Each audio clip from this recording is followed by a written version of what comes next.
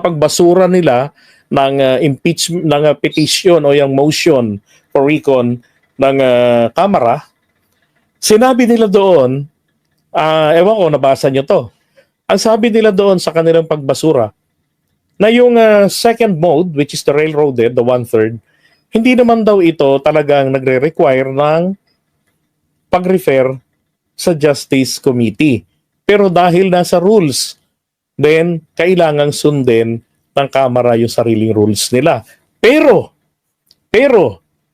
kapag fast track po, makinig kayong maigi. Hindi po kinakailangan, kapag naka one-third, hindi kinakailangan ang determination ng sufficiency in form and in substance. Ang titignan lang po doon ay kailangang masigurado na legit yung verification ng mga nag-endorso. Yung one-third, lahat sila dapat pagsasabi sila na nabigyan ako ng kopya ng reklamo at ng mga ebidensya at nabasa ko, naintindihan ko, kaya ako pumirma. So, semi-railroad po, semi-fast track yung mangyayari. Pero hindi na dadaan sa sistema ng katulad ng sa first mode na ang nag-file ay kongresista o kaya naman ay private citizen na inendorso ng miyembro ng Kamara, na kung saan i-refer sa Committee on Justice for the determination of the sufficiency in form, in substance, and findings ng probable cause. Doon po sa railroaded, wala. Yun po yung tinatrabaho ngayon. Malamang yung mga kongresista, may mga ano na yan, kopya na ng ebidensya. So, pinipressure nila. Kaya nga makita nyo may mga DDS na di ba? Nagkakalat ng lagim na sabi nila kailangan, lalo si Dr. Mata, na Mata yung apelido niya, pangalan niya, pero bulag sa katotohanan. Ang sabi ni Dr. Mata, yung mga pipirma daw, at kapag naupo na si Sara bilang presidente sa 2028, at kung may atraso sila, ipapakulong sila.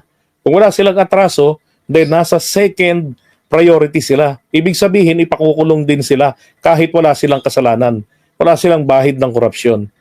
Ano to? Kultura na naman tayong tanim ebidensya?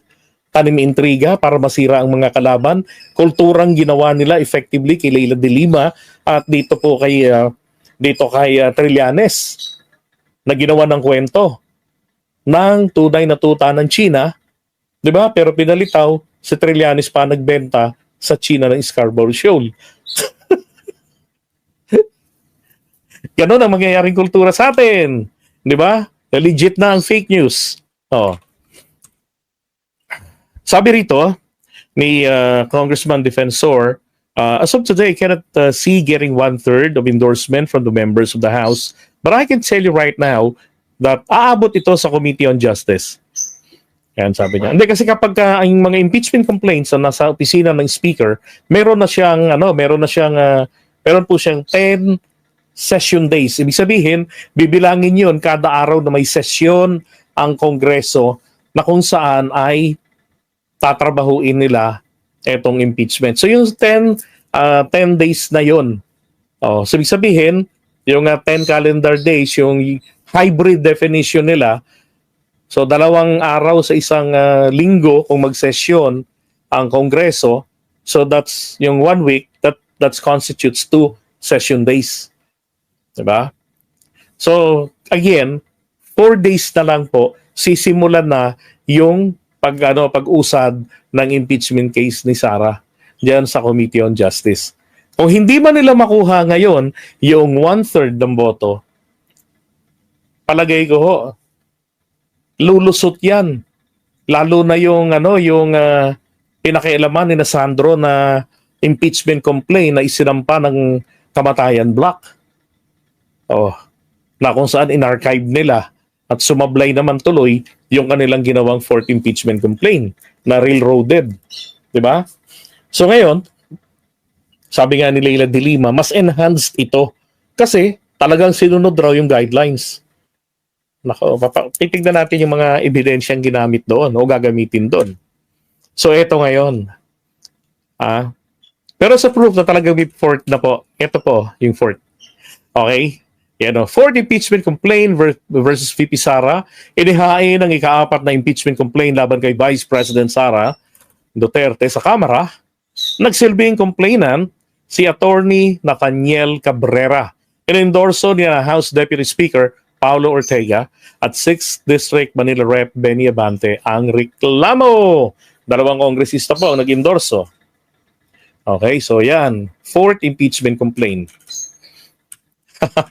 So balikan natin ngayon ito. Hindi ho kasi nagamit yung mga, hindi ho kasi umusad na sa Senate yung impeachment complaint noon eh. So binalikan ko lang po ito. Ito rin kasi yung nilalaman ng mga impeachment complaints. Ang kaibahan lang ngayon, nadagdag po yung testamento ni Madriaga na kung saan naglilinaw doon sa nangyari sa pera, doon sa ano sa kung nagkakamali sa DepEd o sa OBP. Basta yung kay Madriaga. Yun po yung nadagdag lang. So eto yun Article 2 nung complaint nun. Sabi rito, totality of the respondents' conduct as a Vice President including her commission of the foregoing acts clearly display conduct constituting a betrayal of public trust, culpable violations of the 1987 constitutions, and graft and corruption. Sabi rito kasi, Respondent Duterte conduct throughout her tenure clearly displays gross faithlessness against public trust and tyrannical abuse. Yung angas na kasi yung tapang-tapang niya, di ba? Taken together showcases her gross unfitness to hold public office and her infidelity to the laws and the Constitution. Ito pa. Yung sinabi niya noon na, huwag kang mag-alala, ma'am. So, ito yung kagagawa ni Maui, ni Akla, na nagwawala si Sara noon dahil kay Zulaika. Di ba? Doon sa Kongreso, sa detention cell ni Zulaika Lopez, ni attorney. Ngayon, itong si Maui, si Akla, gumatong pa kay Sara. So sabi ni Sara tuloy, huwag kang mag-alala ma'am sa security ko kasi may kinausap na ako na tao. Sinabi ko sa kanya, kapag pinatay ako, patayin mo si BBM, si Lisa Araneta at si Martin Romualdez. No joke, no joke. Nagbili na ako ma'am. Pag namatay ako, sabi ko, huwag kang tumigil ha, hanggang hindi mo mapatay po sila. And then he said yes. Diba? At si Vice President, hindi naman ito kilalang tao na nagbibiro. Hindi siya known dyan. Known si Sara sa pagiging seryoso. At sinabi pa niya, no joke, no joke. Diba? Armando David. Naalala niyo to, gets nyo? Hindi joke yan, sabi niya ha. Plus, ito pa ho. Ito yung matitindi. Depende ito. Yung liquidation, sabi, if the liquidation reports and supporting documents are given any credence, then the confidential funds of the OBP and the respondent, Duterte, were applied to unjustifiably exorbitant, excessive, extravagant, or unconscionable expenditures. Pirmado siya dyan. Diba? Ito yung liquidation nila, surveillance and monitoring, 125 million daw yon. Ito yung liquidation niya. Actually, inconsistent siya rito eh. Kasi I still remember when Rizzo Bebe and Amy Marcos were together in the Senate during the 2023 budget briefing. Tinanong siya ngayon tungkol sa 125 million. Ang sabi nga rin ni Sara doon, lahat ng mga ginagawa ng OVP ay ginagamitan nila ng confidential funds. Tinanong siya, pinaisa-isa. Yung sarap-sarap, yung sa kabuhayan, yung pagbigay ng initial na budget, sa mga beneficiaries nito, ng mga mahihirap, yung tree planting, yung million tree niya, pinondohan ng confidential funds daw. Tapos, meron pang iba siyang binanggit doon na pinondohan yung libreng sakay. Kaya tinanong siya doon. So yung yun, pinaghihinalaan ninyo yung mga pasahero, mga rebelde, mga terorista, mga ganon, mga NPA. Pero nagtaka po ako nung siya ho ay nagsubmit na yung kanyang staff ang sinubmit na liquidation sa COA ito. Surveillance and monitoring. Ito, yeah, purchase of information, 14 million. Payment reward, 10 million. Yan. Rental and other incidental expenses, 16 million. And relative to the maintenance of safe houses.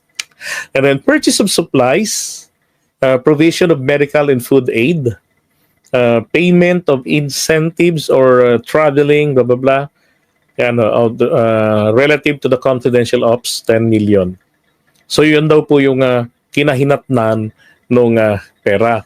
Pero meron dito na na payment of reward na 10 million, eto, gamot daw po yun, medicine. Ang tanong ko nga ho eto, nung makita ko yun, medicine, 10 million, sinong matino ang tuktok na informant nagtatanggap ng bayad na gamot? Di ba? Ba't ka tatanggap ng gamot? Bisayad ka ba sa utak? Di ba? Isa kang espiya ng gobyerno. Di ba? Isa kang informante. Tapos ito, ibigyan ka ng gamot na bayad sa'yo. Tapos ikaw namang si tanga, tatanggapin mo, ang labo nun. Di ba? Hindi nila pinapaliwanag yan. Tapos yung mga safe houses na nirentahan, ang kalampo siya si presyo ng hotel, parang sila yata yung nag-hotel dun eh. Sobrang mamahal. Di ba? Ang daming questionable dyan. Kaya nga yung mga yun na umaabot po sa halaga ng 73 million, hindi po inalaw ng COA. Nireject yung kanilang liquidation report doon, yung paliwanag nila. Kaya sabi, bayaran mo na lang, balik mo na lang yung pera. Diba? Kalokohan ng mga to. Ito pa, conducted surveillance in 132 areas. Ano yan, sabay-sabay? Nationwide, nag-conduct kayo? Ng 132 surveillance? That's OVP only. Diba? Ay, nako. Ito pa ngayon, sa sa DepEd. Tsaka isa pa yung mga tao niya, Diyos ko, parang pare-pareho lang yung tao niya sa OVP at saka sa DepEd. Ang gulo. Sabi nga ni Aimee, naguguluhan, nalilito nga ako, hindi ko maintindihan kung bakit ganito. Ito pa, sabi rito, corrupt acts have been uncovered to have been committed by the respondent, Duterte, during the conduct of the hearing before the CGPA. This includes, among others, the act of distributing monetary gifts, diba, to DepEd officials. Ito yung matanda si Ms. Mercado, na ang expertise nito ay related po sa surveillance, sa Intel. Okay, shall I say, Intel, yung back expertise nito. Pero nilagay nila sa purchasing. Ano yun? Just simply to legitimize yung mga kalokohan ninyo na, hey, meron kaming eksperto rito sa trabahong ito. Pero hindi siya nilagay sa tamang posisyon na dapat paglagyan sa kanya. Parang ang tawag ba doon? Nag-disenfranchise itong si Yusek Mercado. Isipin mo yung background mo. Pinaghirapan mong pag-aralan ng mahabang panahon. Tapos nung na-hire ka, ilalagay ka sa purchasing. Para saan? Ginawa kang taga-bili. Diba? Tapos binigyan siya ng envelope na hindi niya binubuksan. Kasi nga alam niya na ito po ay bawal. Ang tanong, bakit pagbibigay ng ganyang naka-envelope na pera? Sige nga. Di ba? Sa mga tauhan, kung walang gagawing, di ba, katarantaduhan. Right, hindi niya may paliwanag yan. Sabi, the announcement was actually a bold and calculated strategy para ma-pressure ang mga congressman to side with her out of political caution. Correct. Yun po naman talaga yung gusto mangyari ni Sara doon. Takutin yung mga kongresista para panigan siya. Diba? Paboran siya na hindi na kami pipirma dyan, hindi na kami makikisali.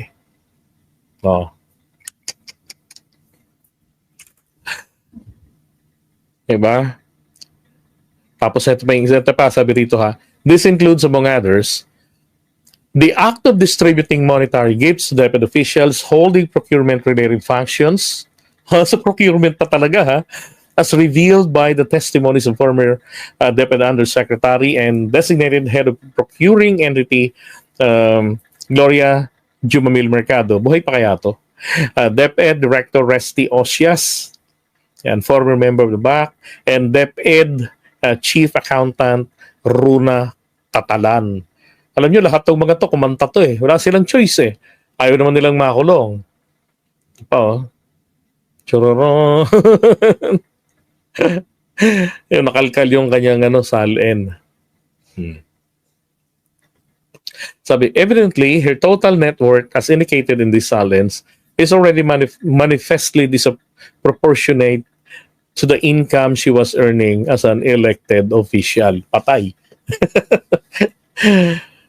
Pero yung ito pa yung isa about the high crime, and apparently hindi na po ito magagamit laban sa kanya base dun sa sinabi ng Korte Suprema. I don't know kung paano nila ito i-convert para pumasok doon sa sa mga impeachable offenses or grounds for impeachment.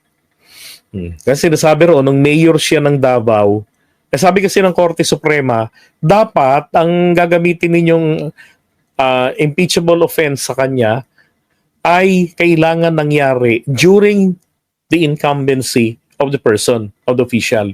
So, ibig sabihin, dapat po nangyari noong panahon na siya ay Vice President o DepEd Secretary. So, ito hindi na po talaga ito magagamit.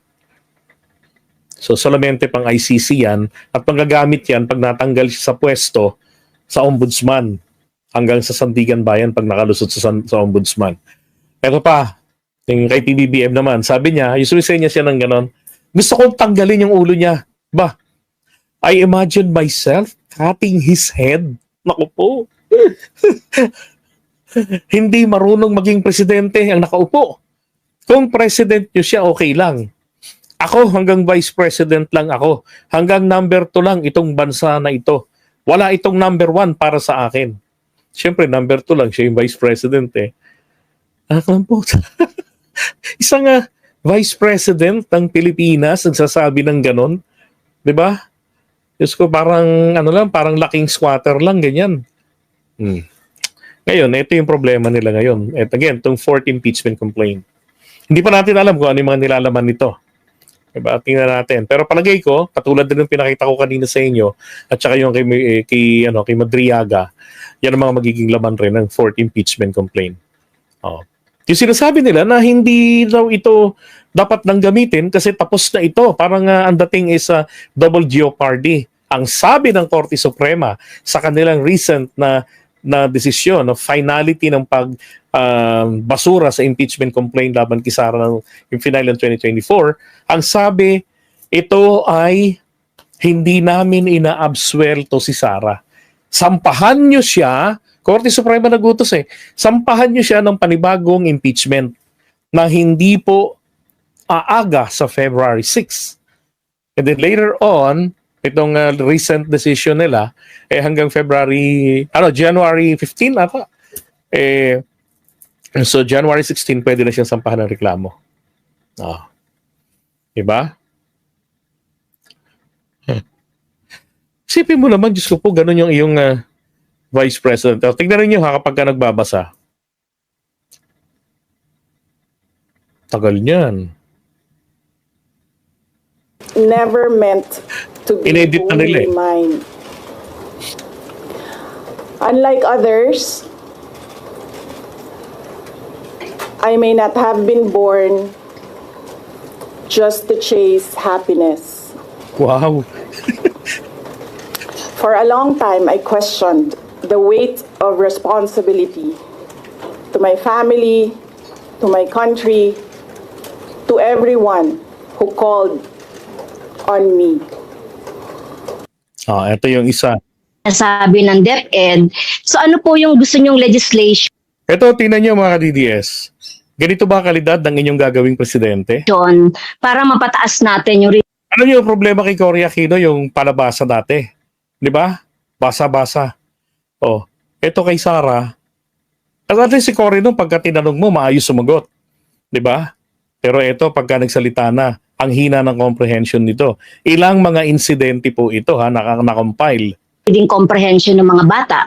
at saka yung mathematics and science abilities. Primarily, na-mention po natin doon sa ating presentation, if the Department of Education is given the budget that it is requesting, we will be able to open more programs to address the learning problems of our students.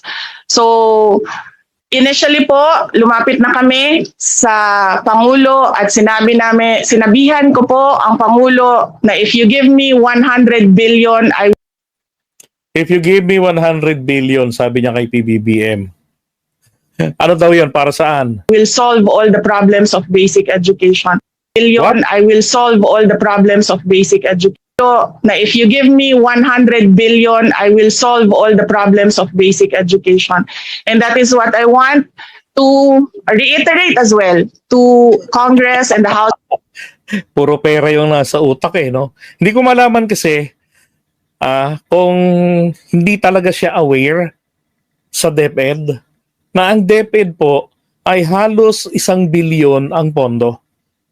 Di ba? For her to say, if you could give me 100 billion, what the fuck? Di ba? Why would you say that? If you are referring to the budget of DepEd, so you can resolve all the problems in the basic education, 100 billion? You would not ask that if you know about how much is the budget annually. Diba? It close to 1 billion to 1 billion pesos. Oh, ito 100 million pala hinihingi. Diyos ko. Puro puro pera nasa utak Tingnan ulit Sinabi niya sa Pangulo, Sinabihan ko po ang Pangulo na if you give me 100 billion, I tanginang yan 100 billion. Nag-800 billion nga ang pondo niyan, sorry. Close to 1 trillion. Dahil under the Constitution, dapat laging malaki ang budget ng DepEd. will solve all the problems of basic education. Kano? Sino may sabing kano si Sara? Papatawa ka ba? Bisaya si Sara. At sanay din sa Tagalog. Nag-aral yan dito sa Manila. And that is what I want to reiterate as well to Congress and the House of Representatives. Palagay kayo 100 billion na iniisip niya, sweldo yon.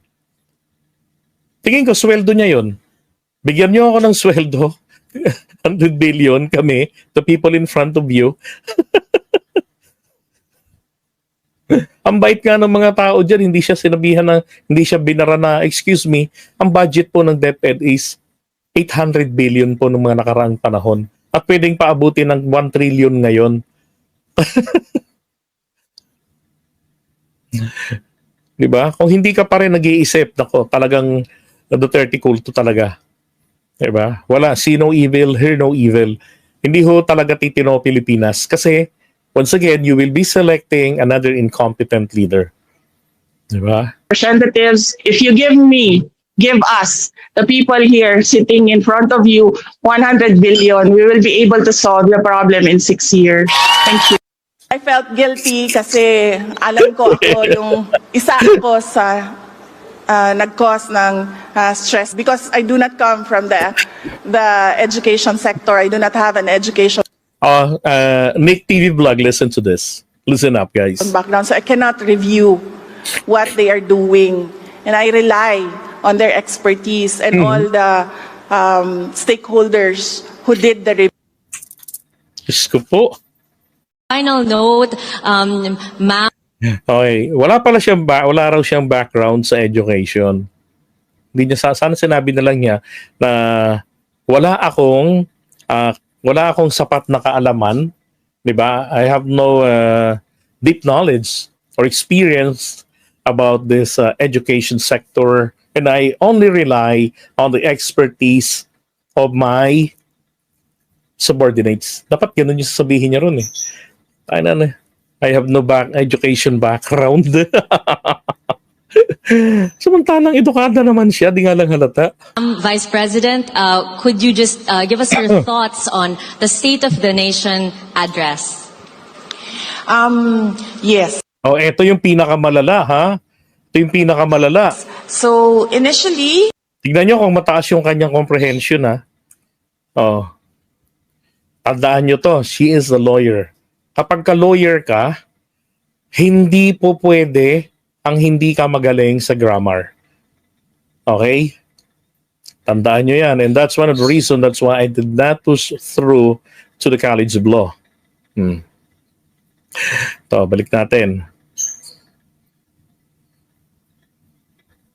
Itong kanyang, ito yung pinakamalala, yung itok-itok. Stakeholders who did the review. Final note, Ma'am Vice President, could you just give us your thoughts Hey, on shout the out to you, State of Sam. the Nation address? Yan na. yes. Ang tanong sa kanya, anong masasabi mo sa mensahe ng Pangulo sa kanyang SONA? Oh. So initially, the SONA, the State of the Nation of President Marcos, I think everyone or many of those who do not understand economic numbers were overwhelmed with the numbers in the first part of the speech. That was, I think, the reason why it took a long time for people to start clapping Aray ko. because the economic part. Again, ang tanong sa kanya, ano pong masasabi ninyo? What can you say about the message of the President in his SONA? She's a lawyer. She's well-versed in English. Hindi yan papasa sa College of Law, hindi yan papasa sa bar examinations kung hindi po perpekto ang grammar niya. Okay? Sabi niyo nga, Amerikana. Part was in the beginning, and many people really do not understand economic numbers. But Di pa ba kayo nangingilabot? another observation of mine was immediately after the speech. Ano yan? Ang yabang mo naman. Tanga nga eh. Tanga ka ba? Ay, hindi pa ako tanga. Baka po kayo. Bisaya nga eh. Hello! Bisaya ang nanay ko. Bisakol ako. Oh. From Negros Oriental and Camarines Sur. Hindi po ganyan si nanay. Marami akong kaibigan ng mga Bisaya, mga kamag-anakan ko, mga call center agents na nakasama ko sa trabaho. Hindi po ganyan. Maganda pa nga sila mag-pronounce ng English eh. At saka magaling silang mag-English kaysa sa mag-Tagalog. Pero sanay naman siya sa Tagalog. Dito nga nag-aaral yan eh. Diba? Kaya nag-i-English, Tagalog, Bisaya at Muslim siya. May punto, hindi mo ba alam yan? Luz Dimin das Lelis. Comprehension ang pinag-uusapan natin dito. Alam mo ba ang pagkakaiba ng comprehension at saka ng speech capability? Magkaiba yun. Oh. Naalala ko, when I'm still a supervisor in BPO, ang gusto ko mga empleyado, mga taga-INC, maayos yung magtrabaho. Tapos, mga Bisaya, kasi magaling sila magbigkas ng English. Huwag mo lang kakausapin ng Tagalog at masisiraan ka ng ulo. Parang nanay ko, yung matigas, papalambutin nila. Yung malambot, patitigasin nila. Yun ang pagkakaiba. That's correct. Paano ng pagdebate? Hindi nasisipot yan. Bakit? Nung nakaraan bang 2022, may hinirap ba yan na debate? Wale. Oh. Of the president while I was going home. I was talking to one of our writers in my Aray ko. office, and I told him that I really liked how the speech was written because I do not write that way, and I truly appreciated the form that speech was composed. And as a cabinet secretary and one who is the other half of the unity team, I would say that the State of the Nation of address of President Marcos was on point and perfect. Walang isang kandidato dyan na hindi nagsisinungaling, kaya hindi dapat nagiging issue ang honesty ngayon. Lahat sila sinungaling. Lahat ng tao sa mundong ito sinungaling. Kabilang siya. Tapos meron pa isang video yan eh. Yung tanong gumagewang-gewang ng ganun. Hindi ganito. Alam niyo ba ako, to be honest with you, o hindi lang din magpapakatino sa pagboto mga Filipino, I prefer Sara to win. Bakit? For the sake of contents. Ang ganda ng contents namin palagi niyan. Masaya lagi. Sasakit naman ang ulo ng mga alipores nila ngayon na i-counter tayo. Di ba? Ay nako, masaya ang engagement ng mga contents natin yan. Sus Maria Josep. Kaya dyan na magiging presidente natin.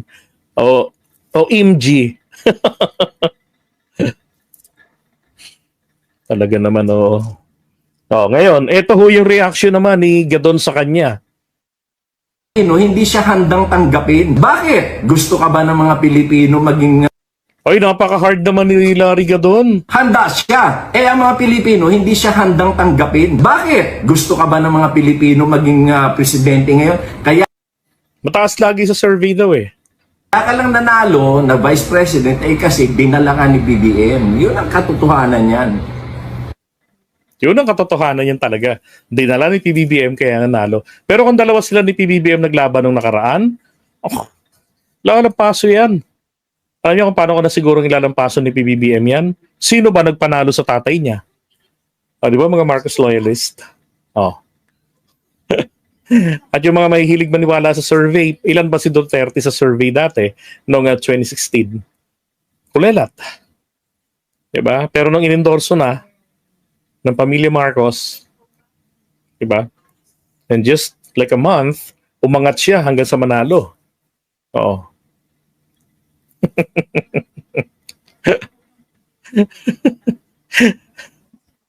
Kasi kung tutusin si Duterte noon, ang may issue yan eh, bago yan kumandidato, may issue kay Duterte. There was a Senate investigation about rice smuggling sa Davao. So, parang involved yung lugar nila, pinatawag sila ngayon sa Senado. Ang isa sa mga nasa nag-iimbestiga noon ay ito hong si Jinggoy Estrada. Pinagtatawanan pa nga niya si Digong noon eh. Tapos yun, nakasunod noon, pinabangunan nila yung pangalan. Pinabangon nila yung pangalan na, alam mo, tanongin nyo na lang si Kiko, Nino Barsaga, gaano yung effort, at saka si Dean Vlogcaster. Sila yung mga PR nito, ni Digong, noong 2015 hanggang 2016 na nanalo to. Ay my God. Tama naman si Gadon di ba?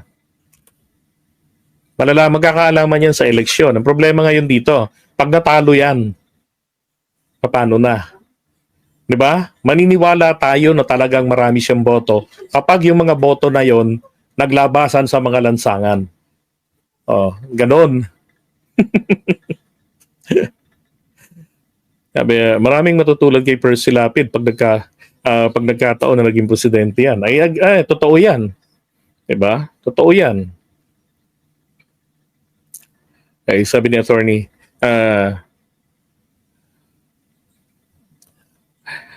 lawyers must be excellent in English and grammar skills. So, ibig sabihin, hindi ho rito pinag-uusapan ng pagiging Bisaya. Okay? We're talking about the English language. And the precision in language is a prerequisite for successful legal writing because even a small error can lead to misunderstanding or legal dispute. Tama po. Yung tuldok na, nalagyan mo pa ng kama. Diba? Doon, kasi naalala ko niya, nung nag-aaral pa ako, merong dyan sa korte, sa Supreme Court, na mga eksperto po sa, nakalimutan ko yung tawag doon mga abogado na yan, magaling sila sa legal remedy. Yung grammar po, binabasa nila yon, ina-apply nila ngayon yung logic. Ina-apply nila yon. Ito bang sinabi niya, consistent sa ganito? Kapag ka nag-contradict, nagagamit ng dahilan yun. Para makalaya po. Kaya maraming mga nasa Korte Suprema na ang kaso for final determination ng guilt niya, ang mangyayari biglang mapapalaya because of technicalities. Yung abogado na dapat ay kama ang nilagay, tinuldukan. May nakulang pala. May nakulang tuloy na dapat nang sinabi. Yung gano'n, nagkakaproblema tuloy. Yung strict, correct choice of words, mali yung nagagamit na term. No, napapahamak tuloy. 'Di ba? Yung kanilang kliyente. No, it's not about issue. Issue po talaga yan. Gagawin mong presidente, ganyan sumagot. Paano niya i-represent ang Pilipinas? Anyway,